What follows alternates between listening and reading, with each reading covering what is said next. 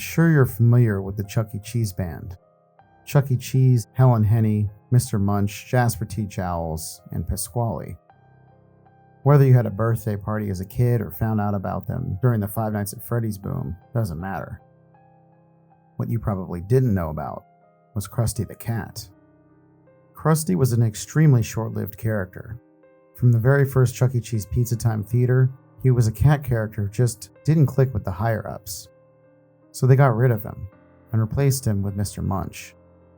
That was that, and most people who had seen him during his brief run at the restaurant simply forgot about him and assumed he had been lost to time. His animatronic probably just tossed out and never thought of again. However, in 1985, Brian Stackhouse, a young man working at that initial location, thought he caught a glimpse of Krusty's portrait frame on the wall one night during his evening trash run. This was of course impossible, as the portrait stage had been removed almost 10 years ago. Brian checked with his supervisor, who told him he had witnessed the employees destroying the Crusty robot with a baseball bat behind the restaurant back in '77. Brian, convinced the sighting was just his imagination, went about his business as usual, until he got to the dumpsters outside. Sitting on top of the dumpster was the Crusty animatronic, slumped over and lifeless, as if it had been removed that afternoon. Brian immediately went to fetch the supervisor, but Crusty was gone by the time they returned. After this, nobody heard anything about Crusty until 1996. Emily Williams, a manager at an Arizona Chuck E. Cheese's, claims to have heard a voice saying, "Hey, Big C, you said you was gonna make me a star today," from inside the control room for the animatronic stage. Assuming it was part of the show, she ignored it. When she walked past again a few hours later, she heard, No, Big C, an impression is when you do an imitation of a real famous person." The thing is, it was 10 p.m. The main show had been off for a while. Thinking it was a TV having been left on, she looked inside and saw a Crusty positioned on the wall, looking like he had always been there. Now, this particular store had the 3-stage setup and was a Showbiz Pizza originally, rather than a Pizza Time theater, so there was no way the store could have had a portrait show. Somehow, Emily had heard of Crusty but had never seen him. She guessed he was just some prototype character they were testing and ignored him.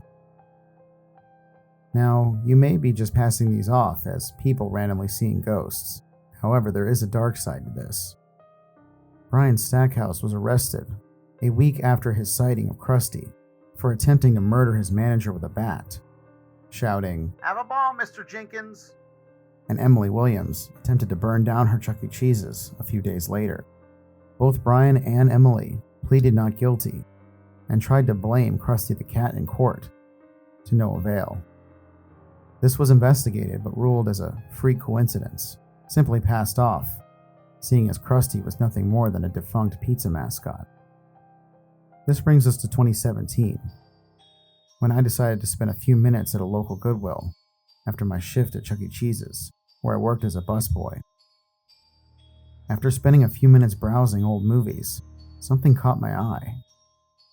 It was a large black cat animatronic, wearing a swinger's jersey and holding a cardboard baseball bat. A small nameplate attached to the cat's base read, "Crusty."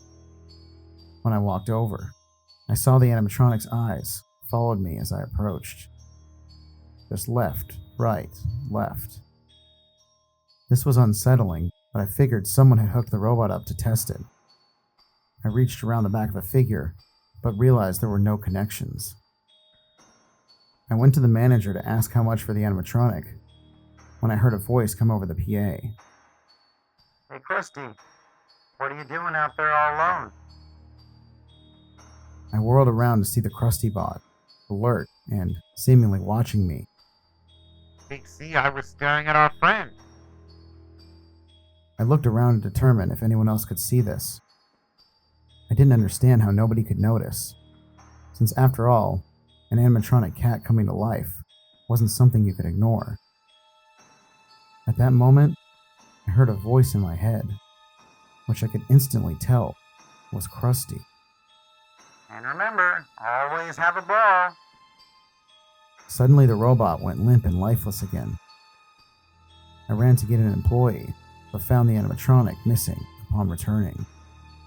Upon arriving home, I did some research and found the stories of Brian and Emily.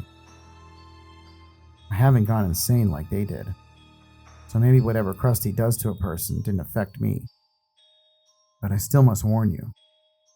Next time you go to a Chuck E. Cheese's, beware. Crusty could be nearby.